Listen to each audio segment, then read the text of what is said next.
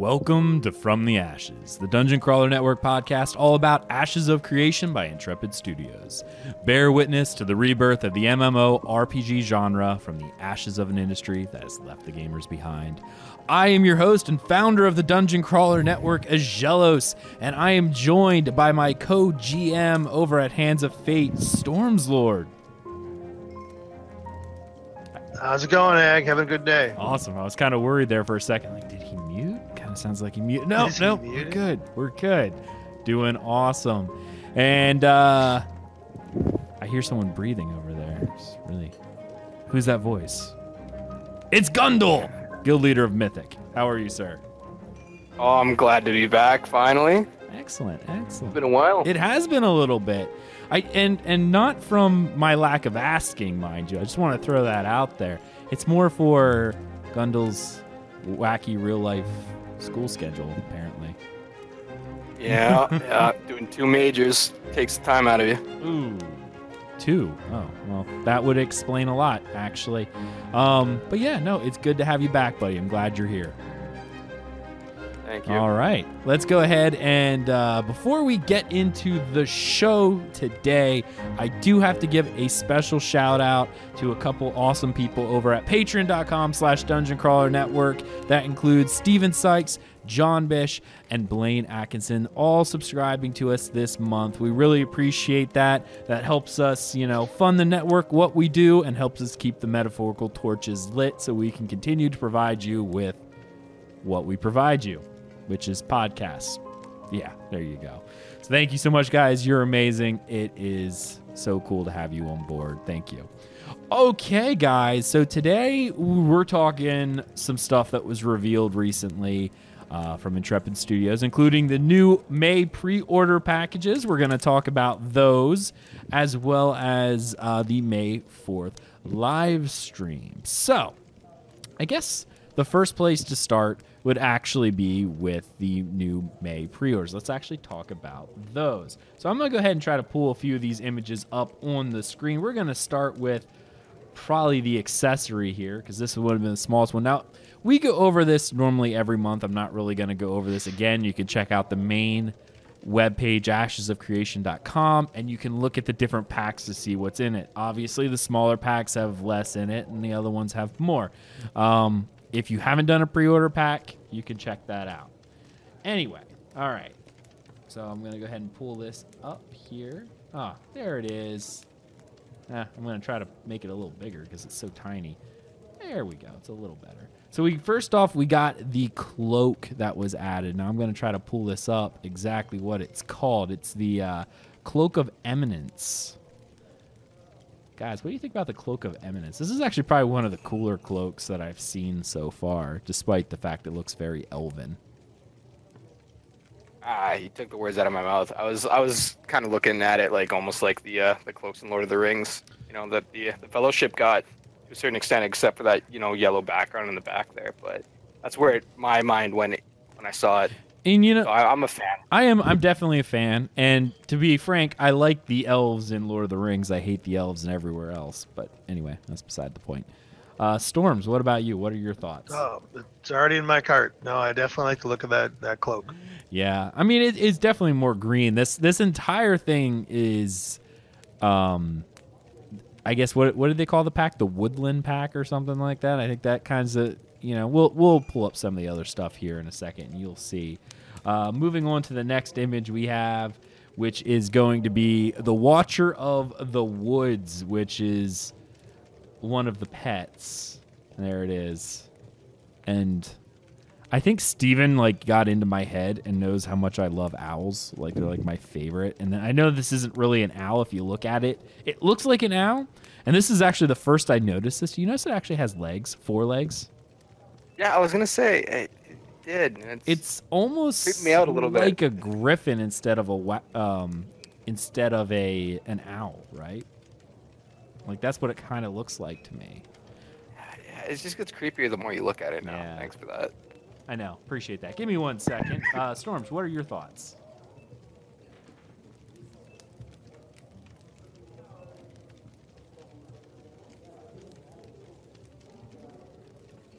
So my headphones died. So are you asking me a question? Oh, sorry. Yeah, I was. No, and at the same time, I apologize. I might have to edit that. I heard my cat toilet start beeping because it was like, oh, we're going to start our rinse cycle. I'm like, nope, I got to stop that before. That's way too much noise to pick up. All right, so what are we talking about? We are talking about the Watcher of the Woods pet, which you can see off the Ashes of Creation site. Did you notice it has 4 legs? So it's almost like a griffin. Yeah, it's not an owl. I don't know what that is. It's a little creepy. I don't know. Kind of looks like a gremlin with a beak. Yeah, are those wings off the back, and are those feathers sticking out, or little claws, or what are those? I don't know. I think those are meant to be like the tufts of one of the horned. It really does. I think it's an owl in essence, but obviously it's sort of meshed up a little bit to be its own unique thing. Because it's essentially a great horned owl in every aspect with the exception of the forearms, which makes it almost like a great horned griffin, you know. Interesting. Yeah, other than the forearms, you know, that's pretty much where we're at there. So, I don't know. That's my favorite. I bought it pretty much immediately because I love owls, and it looked a lot like an owl. Moving on to the next item being added. I know this is one that's probably fairly popular. This is the Swiftclaw mount that was now added. And this definitely brings me back to grinding rep with the Zandalari tribe in WoW so I could get my Raptor mount. Stole it right from me. Yep, that's literally exactly what it brought me back to. That, and I just love, you know, anything dinosaur-esque. So I was super excited to see that, and hopefully there's more. Yeah. There's more like that in Ashes too. I just want to sit there when someone rides up next to me and I look over and go, "Clever girl." No. No one. No. No, I'm telling you. No Jurassic Park reference? All right, never mind. Yeah, you know, Malden. they didn't count the dinosaurs correctly. But that one is one of the reasons I'm playing another, Neverwinter, is because of the expansion with the dinosaurs. So to me, that's exciting to have come out. I like that. Okay, all right. So we got the next up here. We have the Sentinel's Hide. This is obviously very elven, and you can actually even tell the one character over there is an elf. The female, you can see her ears. But this has obviously the game that I play the most often is ESO, and it is very Bosmer-esque.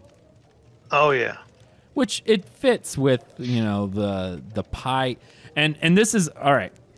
Before I say anything, Pyri, is that what they're called? Pyri. Anyway, I know I made a mistake last episode, so I'm going to say this now. I actually made a couple mistakes.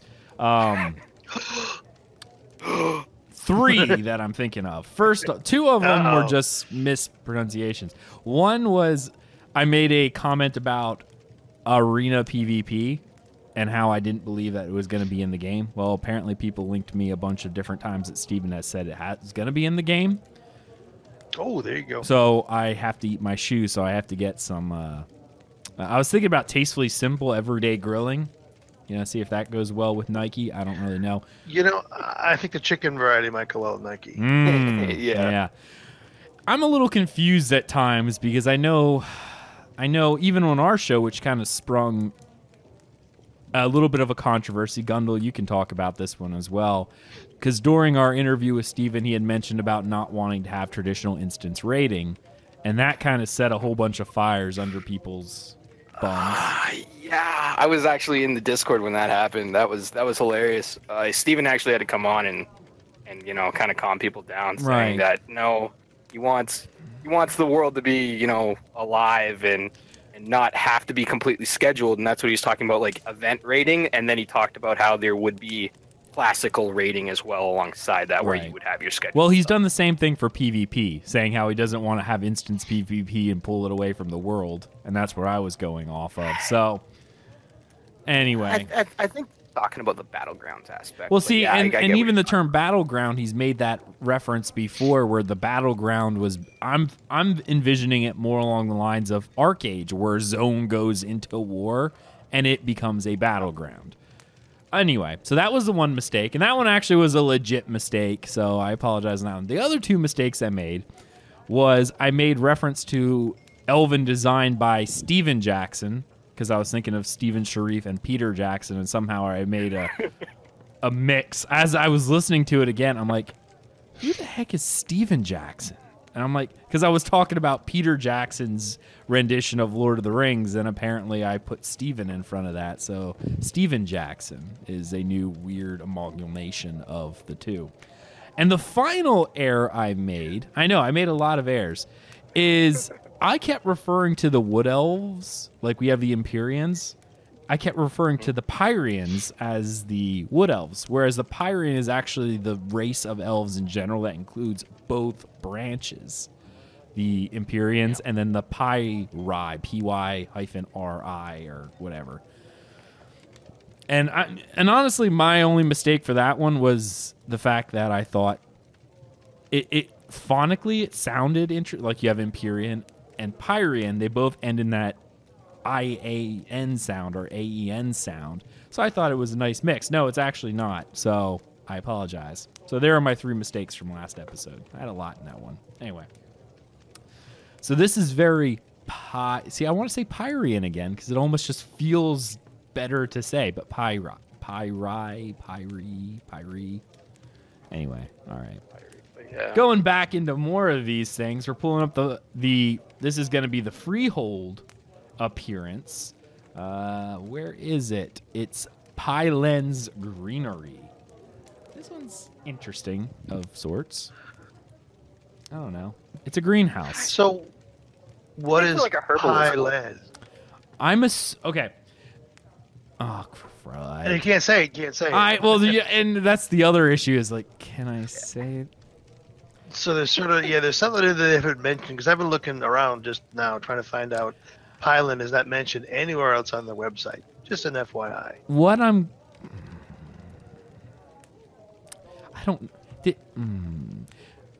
I feel like it was like one of the somebody's servers. greenery. Hold on, they talked about servers in here, didn't they? Did they talk about servers in the Q&A? Oh, I think they answered it on the forum question. is it the forum questions? Okay, they talked about Yeah, they talked about servers. the different servers and how they're going to be named, right? Okay. Oh yeah, okay, it is in the forum questions. Okay, I could say this. In one of the forum questions, this is actually part of the Q&A thing as well. A question was asked. As for my question, you misunderstood. I think I was interested in the server with the name Stuffertons as a gathering place for the sillier-minded players among us. Don't get me wrong, I'm totally down for the other idea too. And Steven answered going, I see. Servers will be named after the champions of the great battles that led up to the fall of Vera. I'm feeling like this Pylen is going to be some sort of character in lore. That's why it makes no reference anywhere else. And I wanted to make reference to it here, but I couldn't remember where I heard that. So... Yeah. Again, could be because it's, somebody's greenery. So it's interesting. Yeah. I thought that was pretty interesting. I have a feeling that when we get this, you know how World of Warcraft does it and I know some other games do it too, but World of Warcraft has, almost everyone who listens to the show would have played that game. So it's the most easily accessible. Whenever you had an item that had a lot of lore to it, there was always like a little what they called flavor text on the bottom that just gave a little bit of a hint about where the lineage of the weapon came from or item or whatever. I have a feeling when you get this, it'll give some history about who this Pylen was. That's my thought. Probably.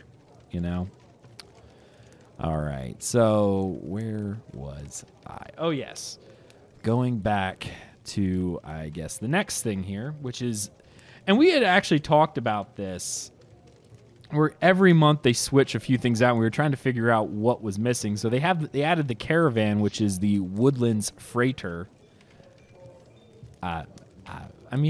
Obviously, it's very nature-like. What else is there really to say about it? It's pretty neat. It's actually, for those who are listening to us in podcast form, it is a hollowed-out log. There's a little bioluminescent fungi growing in it, but it's actually just a hollowed out log on a very rickety cart, and that is one of the caravans for these people. Yeah, and I don't know what it is about that, but that seems to be my favorite caravan that they've designed so far. I don't know why. I think maybe it is because of the luminescent mushrooms and like how simple it looks, but I bought it. Okay. It's, like my favorite thing so far. Okay. Well, no, that's So- cool. I mean, I know I have to be super descriptive for some of this stuff because we obviously our major market is in the podcasting scene. That's where people listen to us the most. And audio, it doesn't, since we also have the video side of this. And if you're interested, there is going to be a link in the podcast description. So if you are listening to this on your commute, not when you're driving, but if you're listening to us in the commute, scroll down in the podcast description. There will be a link, and you can look at these images for yourself. So I encourage you to do so.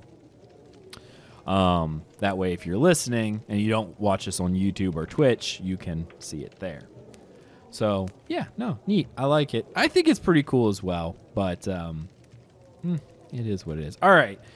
That is our May pre-order store update. We're going to move on. During the May 4th live stream, they talked about, first off, they did a 40-man raid on the live stream,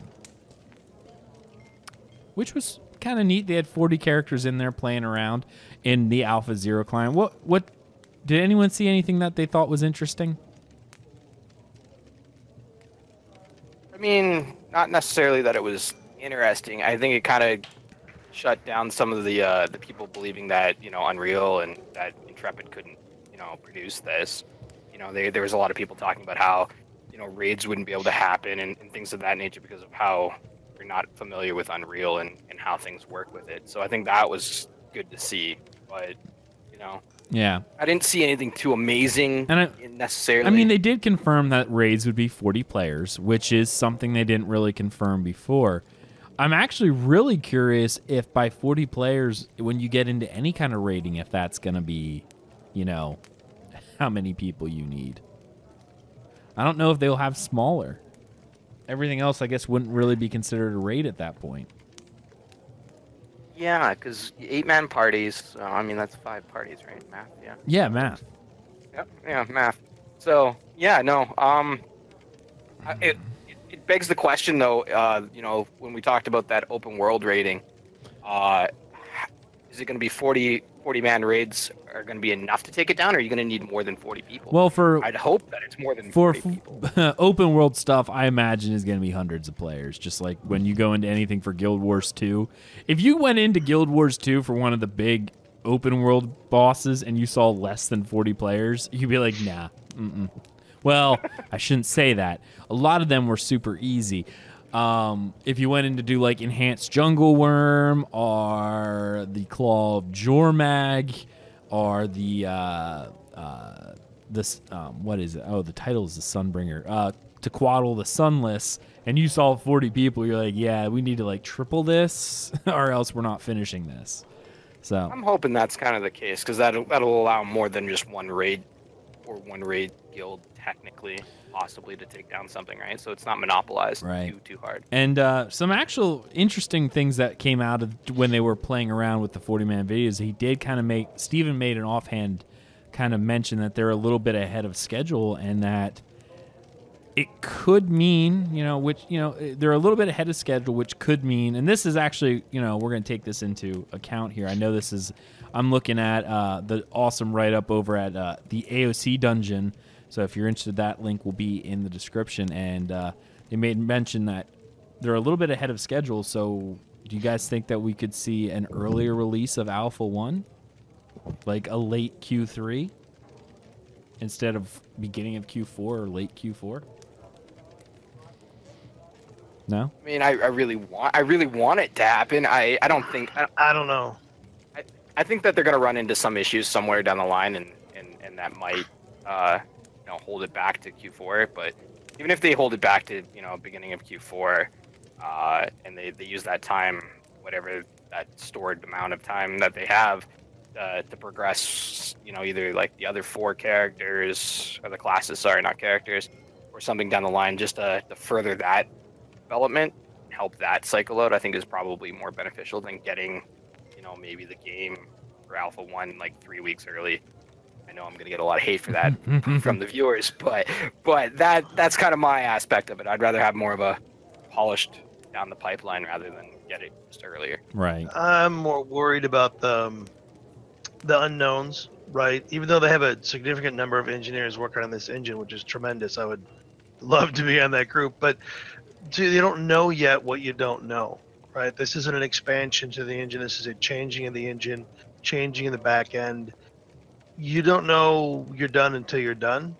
So any buffer time you may have, I would not put it past Life to have that come up with an issue they have to take a few weeks to solve. Right. That's just my experience in software. Just those things creep up and they take more time than they intend to. Yeah.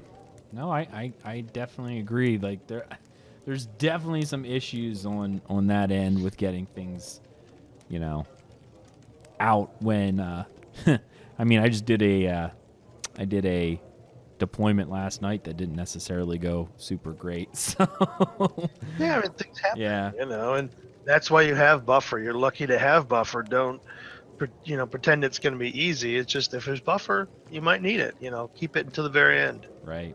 Absolutely. Okay, so next up at the bottom of here, they did show us a few more pieces of concept art that I think was really nice I want to talk about. So I'm going to go ahead and pull this up here. So on our, there we go. A little lower. There we go. So I have the image here. This is one of the new dungeon first pass by Javier. Well, you guys, it's the first one on that page. I'm thinking that looks neat. It's kind of lava. Completely different than the other one, right? This is more of a, at least at this point, a natural than a cutout city at this point. This brings me back to some EQ stuff. For any of the viewers, when you're looking at this, I bet you it'll strike home with a lot of you that have played EverQuest 2 for like Lava Storm, like that zone. That's the first thing I thought of, like with that molten lava, like piling down, because that was all over the zone and it did like a lot of damage to you at the time and everything else, which was great. I really kind of brought some of those flashbacks for me. Right. Awesome. The PTSD coming at you. Yeah, a little bit. And technically speaking, this also could have been the corruption side of things, because I keep going back to the image. There's that red. Well, the image of the tree that looks like it's bleeding lava. Like, have you guys seen that? Like, I get that on their new their email listing that they send out every so often. That's like kind of the image they use, the tree that's fallen. Yeah. Yeah, they've used that red in that color scheme for corruption too, right? With those crystals and everything else from like that we've seen in dungeons. So possibly, especially in that like corner there, you can see kind of like almost like a, I don't know, almost looks like a fragment of a crystal or something in the far side there. Right. Yeah, and that's not lava on the left in the in the wall or whatever that is. Almost that's, like a tree. Yeah, right. Yeah. That's not lava. Lava's down here in front. That I don't know what that is. Yeah. So maybe just light reflection. And I mean, this looks like a cave, so this also could be a crystalline formation as well. Mm-hmm. Yeah, so that'd be interesting. Moving on, we got a few new of the tribal buildings for the, what are they called? The Nakua? Hold on. Is that what they're called? I actually have to check now because I get called on it if I find out that is not indeed what they are called.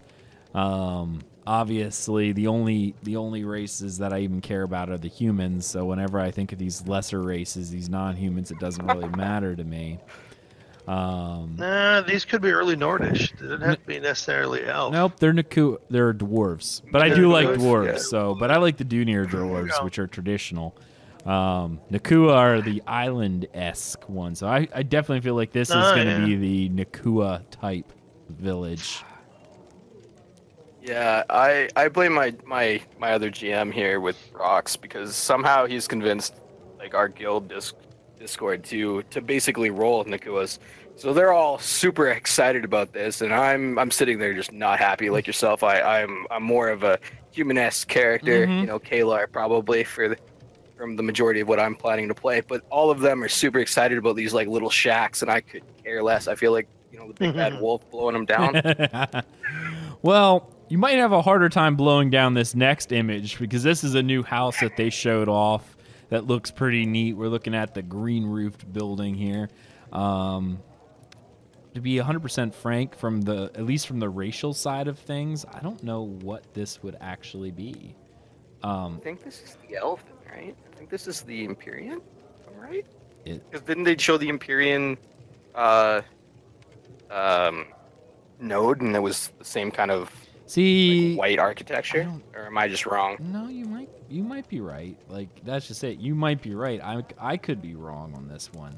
My thought was that, I just feel like this, I don't know, like the green just didn't stick. I kind of, whenever I think Empyrean, I'm always thinking something more along the lines of yellows and golds and stuff like that. And that might just be my thought of the Empyrean as high elves, and that automatically makes me think ESO and their thing. No, I get the same kind of feel from that too. So maybe I'm wrong. I think it's definitely Elven either way. I don't know the structure. See, even with the elves and stuff, and we're gonna look at something that's gonna be very clearly Elven next. This almost feels too rustic to be Elven. This definitely feels human, and even the structure wise of it has what I feel is almost like a Italian style look to things, which none of the other races would, from what we've seen so far, seem to fit. I really do think this is human because first off, let's go back to elves in general, since the fact that most cases elves are, well, if you go Tolkien, elves are immortal. A lot of other elves in other genres aren't immortal; they're just super, super long-lived. So they tend to have a little bit more refined things because they have more time to build it. This definitely looks like it was put together way too quickly, so therefore it would have human influences. So I definitely think this is more of a human housing than any other race.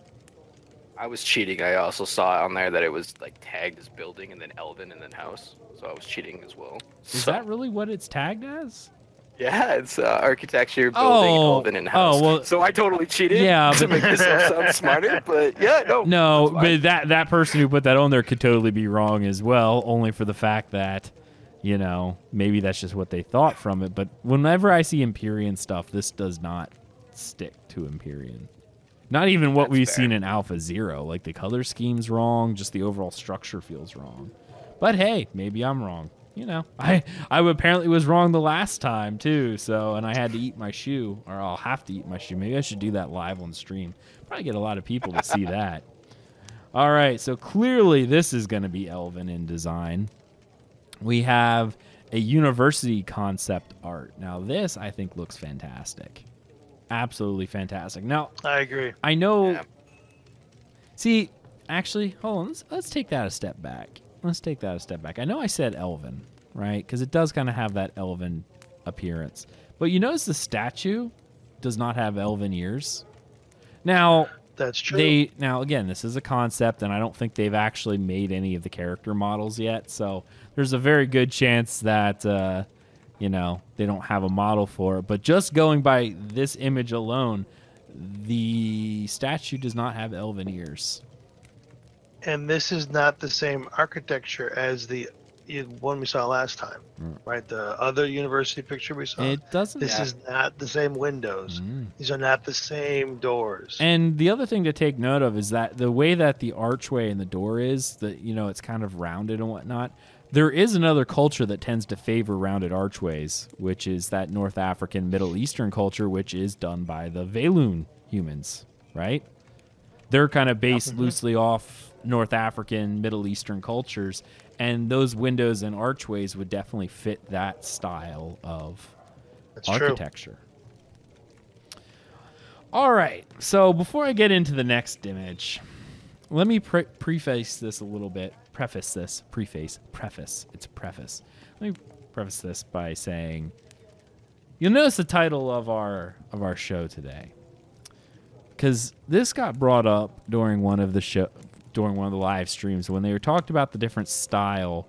They used the term Amerime. I'm gonna let that sink in for a second. And I really wish Gundel had a camera, because I'd love to see what his face looks like right now, because it probably is very similar to mine. When I heard that term, that is very cringeworthy to me. so cringy. It's like nails across chalkboard cringy. I do not, and I know I'm going to say this. You may not agree with me, and that's fine. Everyone has their different tastes, right? I do not like anything anime related at all. I do not like anything like that. I think they're stupid, and it just doesn't appeal to me aesthetically. One of the games that I think is fantastic mechanically is Final Fantasy XIV, but I cannot get by the aesthetics. It turns me off so much that I just go, I'm done with this. And it's also why I don't get into games like BDO or Arcade when they came out, because I was like, nope, Asian, I'm out. Like the Korean games, I'm out. I do not like their art style. So when I hear the term Amerime, that really made me grit my teeth. So I'm going to pull this up here. This is some concept art for a few weapons that we've seen. And one of them you'll actually notice because it was last month's pre-order package. So these ones generally aren't too terrible. The orbs, I think you can... All right. Orbs, wands, books, they're very small. You can get very ornate. You can kind of get crazy with those. I have no issues with those. The potion launchers, I know they made fun of this on the live stream. I believe this is actually a joke and Bacon just threw it in to be fun. Could be awesome. I don't know. And some of the shields are okay. Like, I know they're a little elaborate, but I'll tell you what. You'll see the bows up there. And again, these links, it's in the description of the podcast. So if you're listening to this, feel free to like pause the show, get on your phone, look at these, and then come back so you can have an opinion on this as well if you are a podcast listener on iTunes, Stitcher Radio, Google Play, anything like that.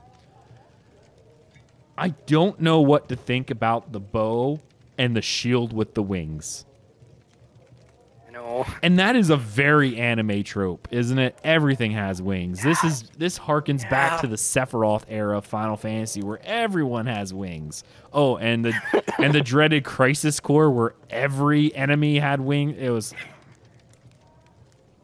Yeah. Oh, it's so cringeworthy. Oh. Gundel, go. I don't want to talk anymore. Okay. You know, the first two bows, if you guys are like looking at it, I'm completely okay with. I actually really like the middle bow, you know, where it's the kind of got the golden trim and then it's got almost like an emerald. It's very foresty. I think it could be toned, thinned up a little bit, but otherwise, aesthetically, yes. I don't like it when it's that thick, because where would you get your bend to it? But other than that, yeah, I agree with you, Gundel. Like, the design's okay. And for anybody that knows me, I'm basically a ranger player or a rogue player for the main majority of it. So I have a big interest in the bows. The last one, and we were talking kind of off before the show started. I hate this bow. Oh, I'm sorry, Intrepid. I hate this bow. It gives me flashbacks to literally the serpent bow that we all just kind of like went at Intrepid for. It like even the design looks very similar to it. You know, like the wingspans almost goes right to where the serpent used to go. I got flashbacks to it. I am not personally a fan. I understand, you know, you want to have creative direction and you want to be able to make some bows look different and things like that, but it's very anime. It's very just I don't like it. You know, like you can make bows stand out, whether it be within like the actual wood or things of its nature, and especially with Unreal design. Unreal will allow you to do so. In older days, I know I mentioned this in previous. I think I said it on the Discord as well. In older days, like you look at World of Warcraft, for instance, all the weapons and everything are really now part of that stylized. But some of the older games were like this as well. You had to go big or go home because you could only the graphical engine wasn't there for the fine detail. Like, you just couldn't do that. So you had to make things extra large if you wanted to see any level of detail. We know that is not the case now. You can do so much. And I'm going to pull up the shield down on the lower, like, the wing shield. You could do a lot with that.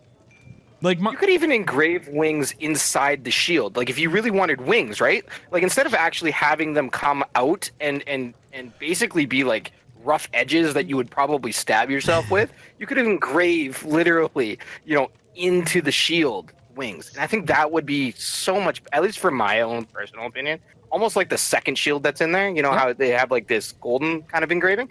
Almost do that. I honestly think it would be a lot better. Once again, they're trying to make it stand out. And the other thing is, I'll show you the 4 wings. I have a very deep Christian background and going into theology and whatnot. 4 wings tend to be associated with cherubim, not the little babies, mind you. The little babies with wings are not cherubim. But the cherubim actually had 4 wings that kind of went in a circle. I'm thinking if you did a round shield with the wings connecting in a round way around it, would even have been more acceptable than just all 4 out and about. You know what I mean? If you were trying to go with that cherub style from theology, it would be in a round, almost like helicopter-ish pattern. Like you could connect all 4 in that way. And it could be on the face of a round shield and therefore look... I would probably even use it, to be frank, if it were on the face of a round shield. Unless the purpose of the wings is to catch something, I would agree. Yeah. More I look at it. Oh, you know what that's going to catch? It's going to catch... someone can grab on that and pull your shield away. Yeah. That or you injure yourself. Yeah. But, I mean, I the more I look at it, the more I think it's a healer shield. The way I'm getting like almost like a healing buckler. Yeah. Is what I think they were trying to go for. And maybe, but... I like I said, I think you could definitely do something different. I'm not a fan. And let me pull up the next one here. I just have to find it here. Where is the next one? Did I save that one? 33. Maybe I didn't. Hold on. Give me a second, guys. You have to vamp for me for a second while I pull this up. That's all right. I like the orbs, the wands, and the spell books, especially if the one's a Necronomicon on the far right. Oh yeah, I like those. There it is. Okay. Fan of that too. So this next one, they only showed a next set of concept here, and this next set of concept only had one extra thing added, but they added crossbows to this one. So they took the wands out. And all those crossbows look fantastic. Like I agree. Those were fantastic. I love those. And the books are cool too, because books you can get pretty elaborate with, because they're small, they're generally made of different materials, and books are not quote unquote battle ready. Yeah, they're spell books, you're reading them, blah blah blah. But so they can do whatever you really want with those, even the orbs. My question with that though is I'm noticing something, because remember like the three houses, they talked about like the Thieves Guild, there's the crafting one, and I know there's like the scientific. I'm almost thinking that's kind of where they went with that. The Thieves Guild being like the dark red one, the golden one being the crafting, and then the other one being the scientific. The more I look at it, well, it's just an idea that kind of popped into my head there. Oh, it was Thieves Guild, Thieves Guild, what was it? It was a trade guild, and then the merchant guild. And what was the third one? What was the third of the social now? Wasn't it Scholars Academy? Yeah, Scholars Academy. Yeah, that was what it was. So like Scholar, thinking like that, I thought it, basically Scholar being the purple one, Merchant obviously being the golden one, and then the Thieves Guild being, Cloak and Shadow kind of stuff, being the black one. That just kind of, those assets and those coloring schemes kind of brought that to me. It could be. All right, so now I'm going to pull up the next thing, which is more of their weapon concepts. And this one hurt me. This one hurt me pretty bad. This is where I saw and had flashbacks to World of Warcraft and looking at some of these things. Specifically, and I know it's kind of hard to see it here, but if you look down at the pole arms, which is right above Storms if you're watching our video, or you can just pull up the links in the description, the spears and stuff like that. What is that last spear? With the wings off of it, don't even form like a quotient point. How are you supposed to be effective with it? The maces look good. Again, you see the wands again. Why is it in the axe though? Where's an axe? Well, oh no, that's actually not an axe. It's a. I know, but it says polearm, but it looks like it acts like an axe. Yeah, right? but the axes are the next spot over. Yeah, I know, right? So, they made a mistake. I'm kidding. I don't know what it is. I don't know.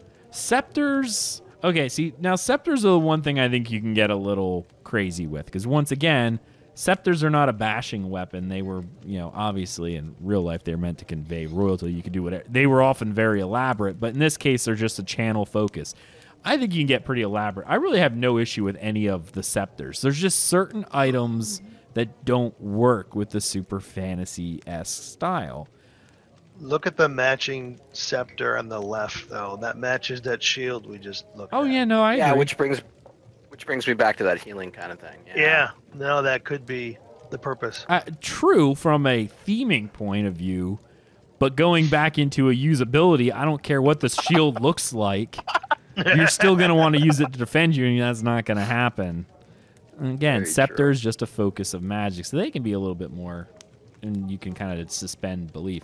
The daggers, I don't quote-unquote have a lot of issue with the daggers, with the exception of I'd like to see some more straight blade daggers. Like, if I see every dagger and they're all these little, what is the word?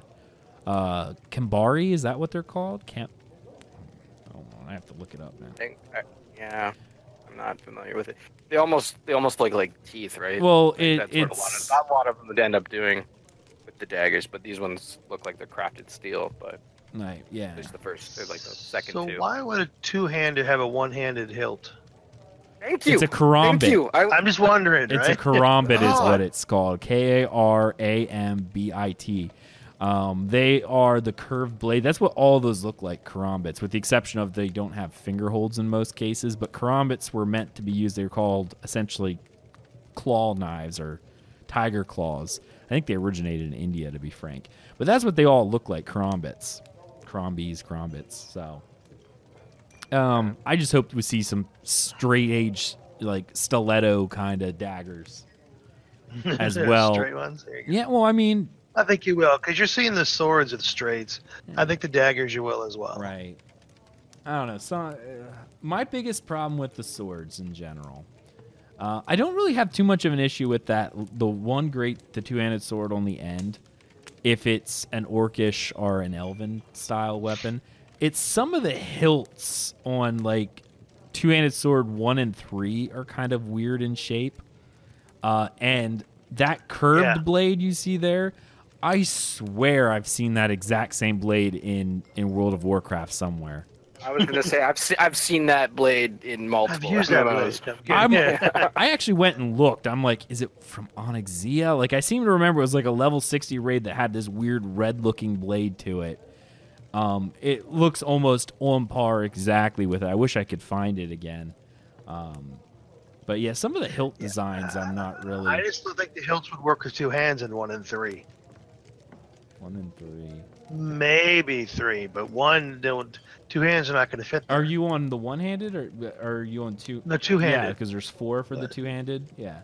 Right. So if you look at the big red one on the left, I like that one. I like the blue one in the shape in the doesn't bother me. The hilt bothers me. Yeah, the hilt bothers me. Yeah. The hilt, the very far end one on the right. Yeah. You can't put two hands in there. Yeah. The other one, the red one with the curve to it. Mm-hmm. Yeah, you could fit two hands, but it's odd to hold two hands with a curve. Right. I just see the cross part on that being just too small. And I'm gonna try to. Is that what you're thinking too? Maybe. And I mean, there is some room, even with games that went more realistic. I'm trying to find it. It's the primal motif in ESO. Let's see if I can find it real quick. Great sword. See if I can find an image to show up here, because that tended to be a little bit more what I would say high fantasy. And I can't. Oh, there it is. I'm gonna save this image here. View image. And this is not at all. Well, it's related in that we're gonna show it off here as a in relation to the image we just saw. I'm gonna pull this up real fast and then go right back. This was a barbarian weapon in ESO. I'm gonna shrink it down a little bit. There we go. So as you can see right there, that actually almost looks, with the exception of the color, pretty much what they were trying to do. I know, Storms, you've seen it in the past, and I'll just link it to you here in chat if I can. Yeah, I can. So there you go in chat. You guys have it. So, oh, yeah. I mean, that actually does look kind of like what they're attempting to do here, give or take, Mm-hmm. to at least a little bit. But even if the blade is curved, the handle is straight on a two-handed weapon. Oh yeah, You're not gonna. Yeah. You're not gonna get a baseball bat or a golf Well, club with a curved handle. shouldn't say that. Not with two hands. Well, I guess it starts out straight, right, and then it can curve out. But like You have to jump Where in. you hold it. That's not necessarily true. You also have to look into a lot of the Eastern weapons, Japanese katanas, a lot of shamshirs from Persia. They're all curved. They're not straight. The handles. Yes. That I will at actually defend them on that one. You don't necessarily have to have a curved Not handle. disagreeing. I'll look it up. Yeah, look up a shamshir or anything of that nature, or a tashi or nodachi type sword from Japan, and they have curved handles. So yeah, that's actually not too out of the ordinary.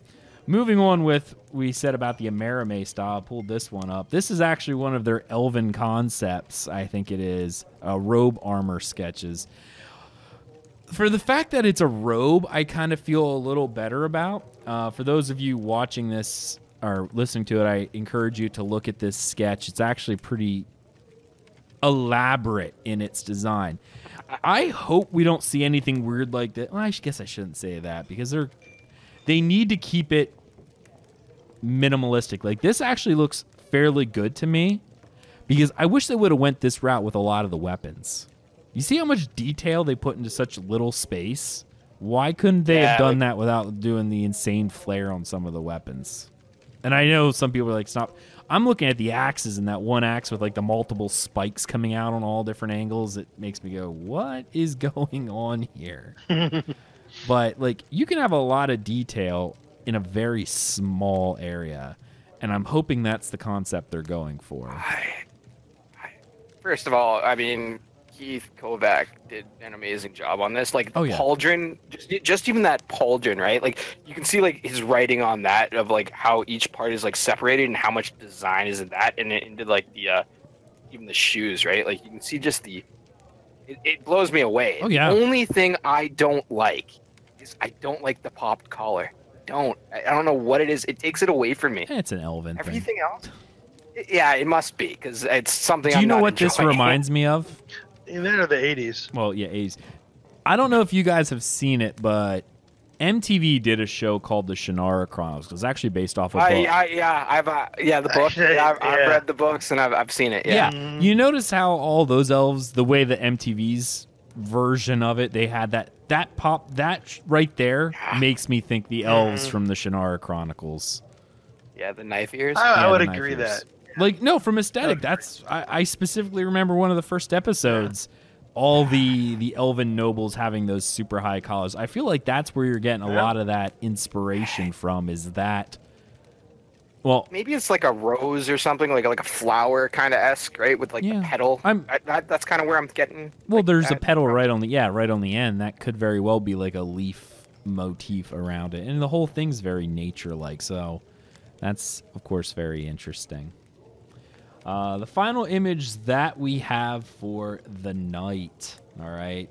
This image is a concept of a guild castle, one of those that we talked about on our interview on episode 42, Steven Returns.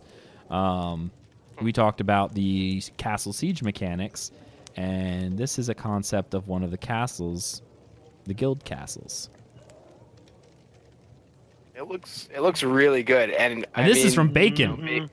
I know it's from Bacon, and I was gonna say Bacon. It looks amazing. But you know what it brings me back to, and I know I hate doing it, but it actually brings me back to the castle inside Kinos for EverQuest 2. Literally looks almost like parts were kind of definitely influenced from it, because I remember that directly, like vividly. So it looks really cool. Right. Absolutely. I definitely like that as well. I mean, it definitely, it looks fantastic. And I like to see this in the world. So I'm curious to see how the guild cast, and this is something else that I was actually referring to. You notice that do I still have the Kickstarter up? Yes, I do. Hold on. I have to find it here. the big package, the Avatar of the Phoenix. Work with the devs to design one of the world's fortresses. There were 5 of them. They already confirmed there was going to be 5 castles. I'm curious to see whether or not the fortresses from the Kickstarter Avatar of the Phoenix guys are these or not. In which case, I'm curious why Bacon was making this. Like, are the fortresses that the Avatar of the Phoenix backers, the $10,000 backers, are doing? Like, is that going to be a different fortress? I sort of assumed this was part of the castle sieges. They were going to help design the castles, but it looks like Bacon kind of already started. So unless this is one of those Kickstarter backers concepts, I feel like, no? No, that's a good point. I didn't even actually think about that, but now that you I didn't either. Well, and see, here's the other thing that kind of throws this. That was my first initial thought. Steven has since increased this to 10. Like, they were originally limited at 5 people, which made me think that it was the 5 castles that you were supposed to siege, the guild castles. I'm now rethinking that because I know a couple of the Kickstarter backers have been asking, like, hey, we were kind of saving up the upgrade to Avatar of the Phoenix, the $10,000 package, but they were all taken. So he added 5 more, which would mean now there's 10 castles or world fortresses that are going to be added into the game. So yeah, and if there's but there's only supposed to be 5 in the world, though, right? Like at a time. Well, five castles that, if we're talking about the castle sieges, there's 5 in the game. They never change. They are not connected to the node system. They're always there. Right. But wouldn't those 5 be possibly one of the 10? Is that what? That was my thought, right? But I'm not sure that's the case anymore. But if that is the case, and there's a chance of 10 of them, right? Because they'd all be different if this is the case. So then maybe, I don't know, would they be racially influenced? Well, or how would they go about selecting those 5 if you have 10, right? So it's kind of be like a lottery system. Because there's so many like little rabbit holes now, right? Well, yeah, because my original thought was they were helping design, and I think from what I understand, these fortresses or whatever are going to be with the caveat that the lore team has the final say of, yeah, that doesn't fit into the world of Vera. Oh yeah, I think they would. But yeah. well, they said they were going to do that. But I think that the Avatars of the Phoenix were allowed to help design or even give designs of what they want to see, and then it was going to be, more or less translated as close to the original design as possible while keeping the world of Vera in mind. But it looks like, if Bacon's already making castles, I think these fortresses are now going to be something else. Maybe they're going to be designed and then what game was doing that? They were fully designing castles so they could break them apart to make ruins.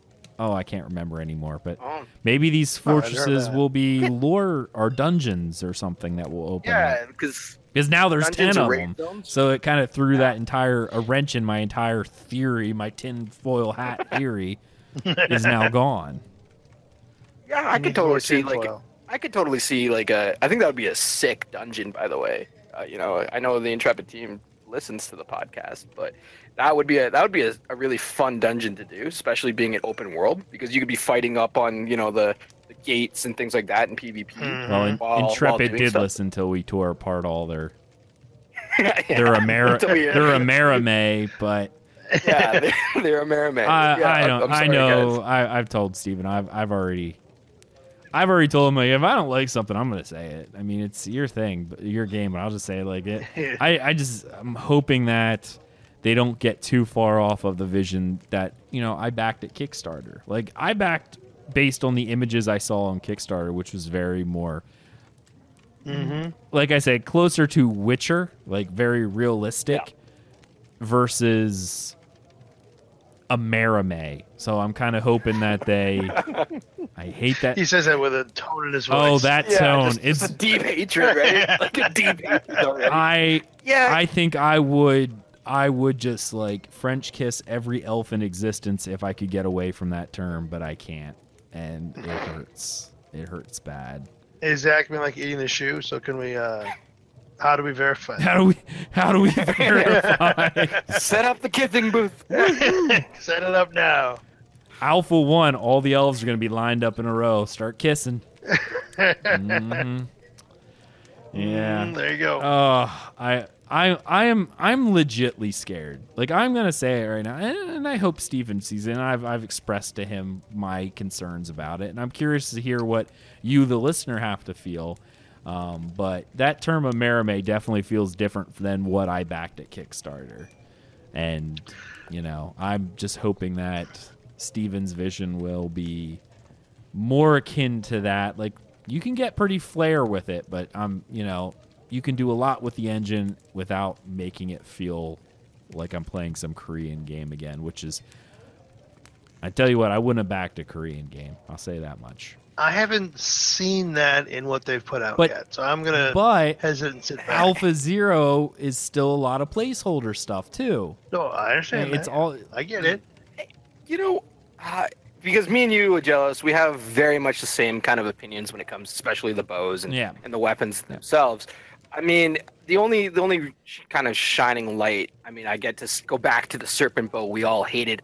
They changed that right away. Yes. So with how the community reacted and how that they got rid of that right away.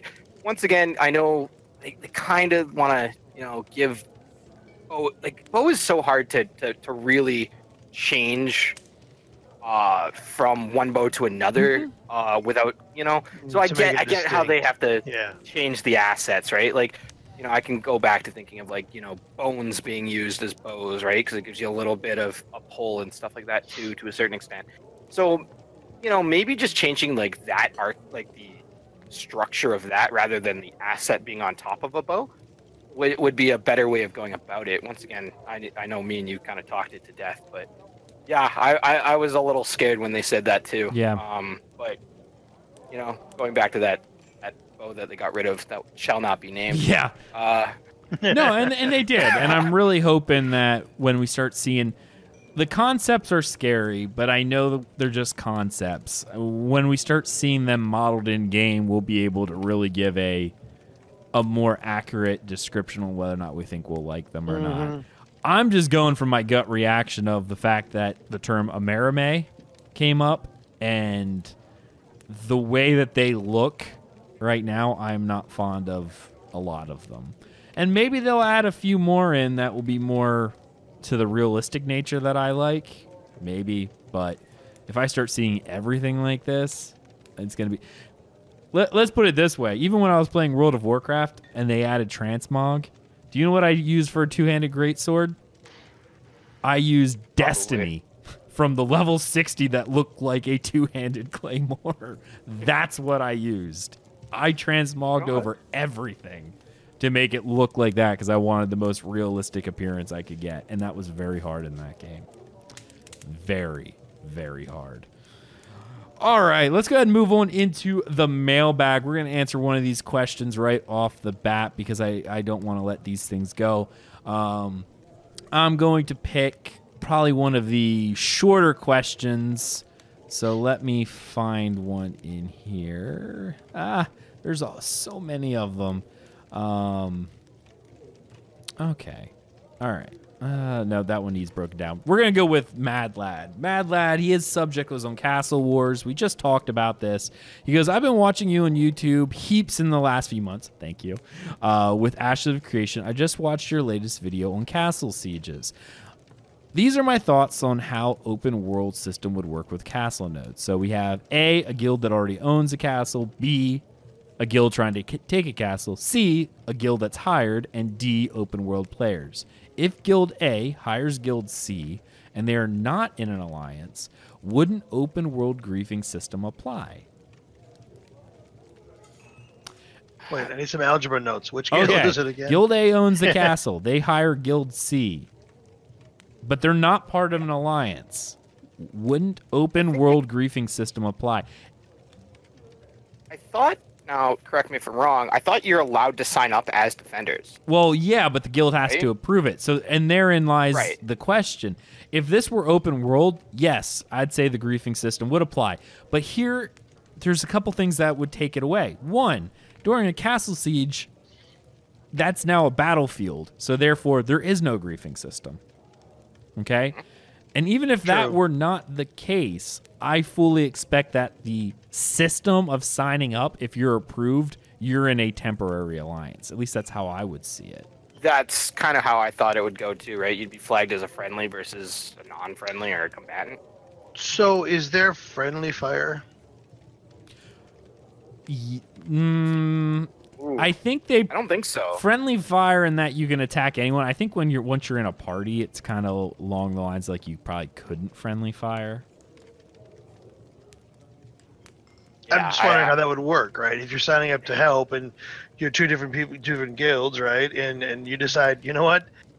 The second guild decides, yeah, we don't like the first guild anymore. Yeah, but given how... Could they change their mind, right? I don't know. This is also a 90-minute game, too. I highly doubt we're going to see anything like that in 90 minutes. So when I'm thinking... Go ahead. Sorry. Oh, sorry. I was just going to say that the way that I imagine it going would be is once you get signed up and you get approved, you basically, the system will flag you as a friendly for the guild that is defending. Yes. So then any AoE, anything like that would stop that factor. If you say that guild C, for some whatever reason, decides not to help guild A in the sense of like, you know, respawning, like it's almost like a PvP ground at that point. If you just stop, you know, defending and you stop attacking the attackers, I mean, you could technically do that, and that would be another way to technically, I guess, infiltrate, you know, the defense of a castle by, you know, aligning yourself with that castle and then saying, yeah, okay, we took a spot, you know, for the defenders, and then stop attacking. Right. Well, I mean, that could technically happen anyway. That happens in battlegrounds in a lot of games where you have a side where they come in and just stop playing, you know, to forfeit the game more or less. But you also have to take into mind that this is going to be a system. And we don't even know whether or not this is going to be an instance. If this is instance, it very well could be that everyone becomes green to you, you're friendly, you can't hurt them. Like, I really do feel like these castle sieges, the way that they were described, and I know we didn't get clarification on whether or not certain things were going to be instance. I know we talked about in this episode that he's referencing, which I think was 43, episode 43. He was referencing the castle sieges. I definitely think because it's 90 minutes, these should probably be treated more along the lines of Altric Valley in World of Warcraft versus a node siege where it's just the entire server. So that was the first question he had from Mad Lads. Going on, he says, more or less, this creates different types of guilds to get involved. You know, PvP guilds, PvE and PvP guilds are rogue guilds, which are, you know, PvP and open world guilds. So an open world players may get involved at their own risk. PvP and open world guilds may get hired. What if all the above happens? So you have all the guilds in there. I think this could really apply to main nodes, etc. And he goes on to say, I'm so pumped. Really love the videos, mate, and the updates on the game. Hey, thanks for watching. Kind regards from Aussie land. Ooh, Australia. Awesome. So what do you guys feel like with all these different guilds getting together? I honestly think castle sieges are going to pretty much be relegated to PvP guilds. I really do. Because of the type of system it is. And I'm curious to see, from a node perspective, everyone's going to get involved. You'll have crafters doing stuff, making things. But from the fact this is going to be a 90-minute game once a month, I really don't feel like a lot of other guilds are going to participate. I mean, they may have their crafters or their PvEers doing stuff to supply, but when the actual game time comes, I don't think you're going to have a crafting character in there. They're not going to want you in there filling up a spot. And I guess it kind of depends what the castles do outside of the PvP aspect. I know they talked about taxes, and they talked about how they would get something towards the nodes themselves, like the guild would get. So it kind of depends on what the guild that owns the castle at the time receives. I agree that the majority of these castles are going to be sought after by PvP guilds because that's, you know, hardcore PvP in the sense of, you know, you have to sign up and you're going to be competing against, you know, one or many different guilds at a time for PvP. But on less populated servers or things of that nature where there's less frequent PvP, I could see other guilds doing this that are crafters or that are trying to own or have a higher stake in a node, owning a castle because of the benefits that they would receive. But I do agree that the majority of it will be sought after by PvP. But see, that's just the thing, though. I know you said about PvP in that regard, or that, this is something that can be scheduled, per se. Because you say PvP that doesn't happen that often, this is still going to be a scheduled event, more or less. Yeah. For the entire month, each week is going to be something active in those nodes. And you're right. Guilds will want to control them for the bonuses, so you will have your off players doing it. But when it actually comes down to a castle siege, especially if there's a player cap, they're going to pick and choose the people who are geared and ready to go for PvP, not the guy who just likes crafting. Yes, he may make stuff for everybody in preparation for week 4 when a castle's being sieged, but they're definitely not going to be brought in. What are they going to do? Pick flowers while the castle burns? Yeah. Well, it all depends on what the castle Or play the violin. like how they did how defense happens, right? Like what the defense kind of does aside from just pushing them back of like the area of where they're holding, right? If there's other things that involve defending or rebuilding walls or whatever the case may be. I don't know what all entails. But it would be interesting if crafters actually get to play a role in the siege, because I know that they've always said that they want to make crafters relevant. I know that it sounds terrifying for crafters to be in the thick of fighting, but I mean, you go back to realism. I mean, that was the same thing that was happening in realism fights, right? You were trying to repair your walls during fights as well, to a certain extent, right? So yeah, but relevant doesn't mean necessarily fighting. Yeah. So it depends how they play that, right? It could be really interesting though if the best stuff is done by crafters and they have to do it in the middle of all that. That could be interesting. Right. Yeah, that would be my one way to incorporate crafting while doing castle sieges, right? Because they said that they want to make crafting relevant, but if crafting is only the aspect up to the siege, I mean, at least they're participating. But my hope would be that they would actually have a designated role within it.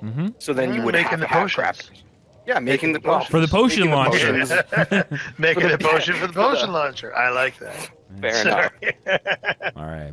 We have time for one more, and this is a fairly big email, but I kind of glad I'm going to do it on here. This is probably one of our oldest emails as well, so I want to get this out, and I'm glad Gundel's here for this one. This is from Danny Klaus, a.k.a. Thoric on the Ashes forum and Discord. So shout out to you, buddy, and I'm sorry that it took us so long to get to these emails. It's just a matter of being able to get to them when we have time. So I'm going to read this. So he goes, greetings from Denmark. First of all, English is not so great, so apologies for bad grammar and misspells. That's okay, buddy. My English isn't that great, and I'm native. So is mine. I'm IT. My English is terrible. Why do you think we do everything in acronyms? And the worst part about being in IT and acronyms is when another IT guy who's using a proprietary system is using proprietary acronyms that you're like, I have no idea what that is, but I don't want to sound stupid by asking. So I'm just going to shake my head. Yeah, SDK. Oh, QX4. Yes. And the entire time he's talking, you're sitting there Googling on your phone. QX.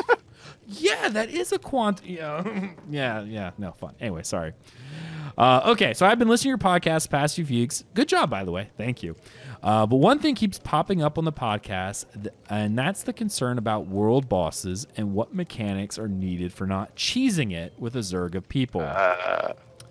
I don't really think that's necessary, but I understand the concern, especially after seeing how Guild Wars 2 world bosses work. But take a look at Dark Age of Camelot. I'm glad you said that, because I did play Dark Age of Camelot, which I know you've been playing a lot. Yeah. Their world bosses never really got zerged, mainly because it was too chaotic, not organized, and too small of a chance of loot after killing it. When we went for the Dragon RDF Princes, you didn't bring more than 2 to 3 groups, 16, 24 people, simply because you had to be organized and everyone had their job to do. And everyone had a higher chance of that sweet, sweet loot, which is true. I remember the Dragon raids. There was like, you killed a dragon, you have 100 people, and 4 respec stones dropped, and that was it. Whew. You talk about what is the term? Not elitist mentality. the I deserve mentality of today's kids would not have done well. Do you mean I just spent 6 hours doing that dragon raid and only 5 people actually got loot? Yeah. That's the best kind of raiding. I tell you, we have, and I went to every dragon raid too. Because I'll tell you what, whenever you got one of those respec stones, you were rich. You're like, oh yeah, I want that manor house. I'm buying that. That's mine for the next year. This just paid for taxes for the next year on that place, you know? Anyway. We have tried to Zerg the Dragon multiple times back in the days where the servers, you know, weren't dead, just in boredom trying to cheese it for loot and sell to the guild bank. But when we came with 4 to 6 groups, people lost focus. Everyone died constantly because of the AoE fire, and the raid went unsuccessful. And I've seen people in the other Alliance chat trying to gather people to cheese world bosses, but people would simply not join if there were too many people, since it was a waste of their time for a small chance at loot. Organized small raids wins over Zerging raid groups in DOC, and no special mechanic was needed. So there's no need for some sort of special mechanic, and Guild Wars 2 is a bad example since everyone got loot and everyone could res. Well, that's also true. Give world bosses lots of AoE attacks, but few but with good epic loot. Loot goes to the group which made the most damage. Very old school. I kind of want to stop there. Okay, that's a lot. I know it is a lot, and we're going to finish the rest of the email at this point. But let's hit up the first part about open world Zerging. I do get that, but I also, like you said in the past, battle resing wasn't really a thing, and some of this goes into how games are designed. I do remember dragon raids with pretty much what they did was they just did sheer amount of mobs. Like you had people guarding each gate because the little dragonlings would come in and you'd have to guard them. Part of that is the design of the soloist mentality. You could not go into the Bog of Kowloon. As you see, I was a hippie. Yeah, I know. Shame. They were full of elves, but I was a hippie. You could not go in there solo. You did not go in there solo. Games nowadays are designed with solo players in mind, so they often make most mobs solo. What actually made Dark Age of Camelot so good was even the trash mobs took multiple people to take down. That's my thought of it. Gundel, what about you? So we're talking about like the Zerg mechanics, right? Yeah, just Zerg mechanics and open world raids. So from my background, I've done a lot of world firsts and server firsts with PvP involved. I think the number one thing you need to have for this to be successful is whoever tags the raid boss, somebody else can't steal it from you while you're doing it. You can attack those players that are attacking the raid boss. That's perfectly fine. But the people that have tagged the raid boss first technically get the locked encounter, so you can't get it stolen from you.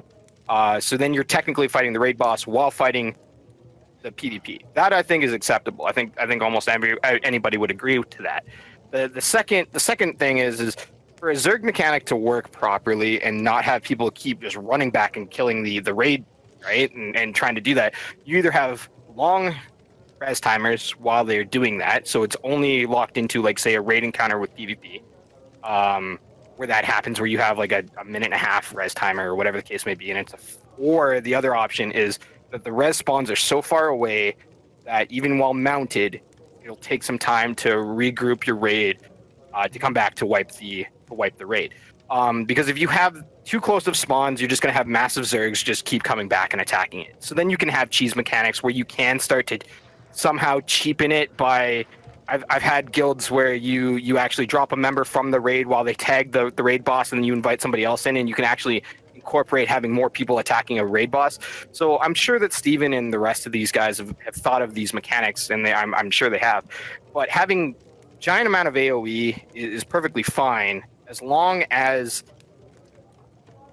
of the attackers that are attacking the raid group are far enough away where you can still have a success at taking down a boss. Because if you can just throw numbers at people, nothing's going to get done. Not until like 4 or 5 in the morning when there's very few people on, and you do it then. But even at that time, I've had you know, multiple raids try to wipe us. So that's my experience with it. I think that's the easiest way to do it. It may not sound the nicest, but that seems to work. Yeah, that's kind of where I go with Zerg mechanics. Okay. What about you, Storms? I'm not sure how this is going to play out yet. Based on the systems for open world, we know within this piece, I like what Gundel's saying, but I'm sort of like, well, if it's going to be based on real world open PvP, why can't everybody get everybody, right? So if we're going to go in and take the boss, we could theoretically take the boss from and that kind of thing probably will happen. Remember, look at what is his name, Doom or whatever his name is in Arcage. It spawns every couple hours or whatever. He's a world boss, and there's 2 factions of PvP. It's so interesting to watch. I've been watching a few streams on it, and whenever that happens, you have the West on one side, and you have the Eastern players on the other side, and it often breaks in. Because he's such a hard boss, they don't actually fight each other in most cases until after. But, I mean, you could, in theory, want to wipe the boss if you wanted to. So, I know for me, one of the things that pops into my mind is I do agree with Danny here for some of his points. People are so used to getting loot. That's why people do all the world bosses there. It's like, oh, I get my own chest. I think that would be a change for people. If you do a world boss that takes 40 players and 3 items drop, yeah, I think, that's going to be interesting. I don't think that's going to work in this day and age. I don't think it's going to work. You know, I personally like it. Once again, keep in mind, I've always been a hardcore raider, so that mentality's been thrusted upon me since very early age. You know, with DKP and things of that nature, as long it's not pug friendly. Keep this in mind. It's not pug friendly. Yes. It's very much a raid guild mentality and like a guild mentality for this system to work. Yep. For a pug mentality, obviously getting your own stuff is obviously the better option, right? But for the level of coordination that you need to take down a raid boss in open world, I honestly can tell you pugs are not going to be able to do it on a high populated server. It just won't happen because lack of focus, lack of listening, lack of you know, actually wanting to be there, you know, plus a multitude of other things. I honestly think that if they do it the route of the mentality of everybody gets loot, it cheapens it super hard because then everybody has these super awesome raid gear. Rather than that one guy, you know, where a story can be crafted about that one guy that was in that raid and he lucked out with it, whether it be randomized or won it through DKP. You know, there's a story behind that, and if they keep pushing that they want a story behind these legendary items or these big awesome raid items, I think that's the only way to go about it. It's gonna suck for, you know, the 37 other people if there's only 3 items that drop, but that also makes those people want to come back to get that item again, you know, the next time, whether that spawn is 3 days, 7 days, or 48 hours, right? And this is why in older games that have multiple tiers of rating, like we'll go into tier. I know this game probably won't have in that level. Like I'm not saying it's gonna have tiered rating, but why in vanilla were old raids and stuff still done by even the hardest guilds? Because the loot was so rare that what was happening was you had a guild who would do whatever the most recent raid was, and that gear generally went to whoever their main players are, whether it's DKP, however they're giving out loot. But you still had multiple raid guys, so instead of waiting for the next week's lockout or for the boss to respawn, you went and did other raids, and you passed that down throughout your ranks, so you slowly brought the bottom up. Yep. And it kept older content relevant, versus nowadays in modern theme parks, the second the next raid tier drops, no one even does the old stuff anymore, because that's not as good loot anymore. That's my thought. Yeah, and it made those items also, you know, sought after. Like if you think of like old WoW raids, right? Like you go back and you think about those, getting that item, you know, there were stories told about, you know, like some of the weapons that were even dropped, right? Like, oh, you got that. Oh, you know, I've ran that like 5-6 times. I haven't gotten it, or my one guy in the guild got it. You out of the 5 or 6 times. So it brings people back to keep doing that content. Mm-hmm. And I really think that's the way that they should go about it. I'm not for everybody gets everything mentality, because that really starts to wreck rating, right, in my opinion. Nope, I definitely agree with that one. And I'm going to finish off his email here just so that we can get to the end of the email. But there's not really another question on here, I don't think. So he goes, so sure, when the game launches, people will zerg it, but in time, people will realize it's a waste of time when you still have a small chance of winning loot. And later on, people will make the smaller organized raid groups that are needed to kill the bosses, and chance to win loot are a lot higher. So to be honest, I dislike almost all of your suggestions. Fair enough. Simply because it's unrealistic and weird for my taste. Just to keep it simple. Keep note that this email is very old. So again, apologize, Danny Thorick, for this. This was all the way back on episode 25, I think, when we talked about raiding. Episode 25 and like 27 or something like that. If a Zerg enters the zone of a boss, the boss can call for help of smaller but annoying creatures. The AoE attacks can be stronger and more consistent. The health pool scales on how many attackers that enter the zone.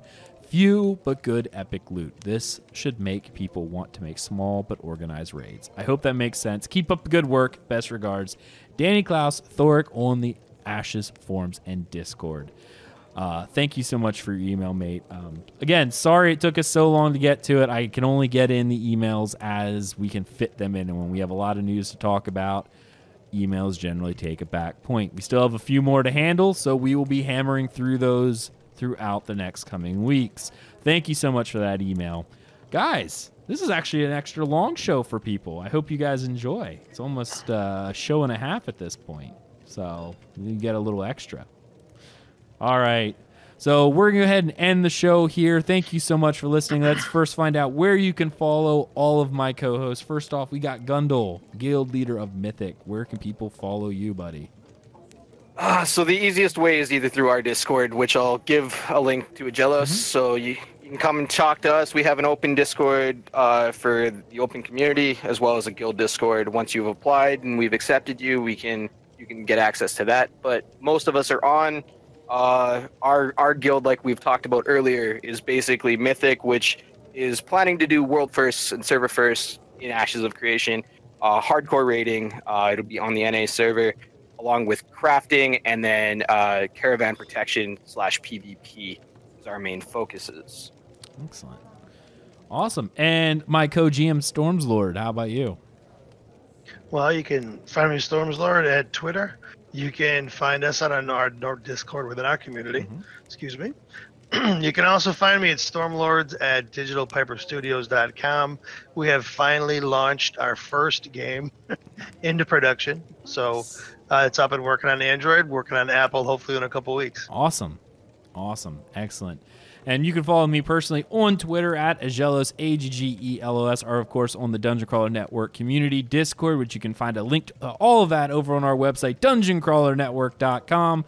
There's links to our community Discord, as well as links to our guild site for Ashes, Hands of Fate, which we also have in the description of the podcast.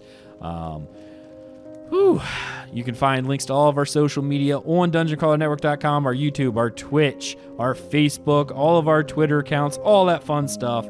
We hope you enjoyed this episode of From the Ashes, and we will see you next time. See you later, everybody.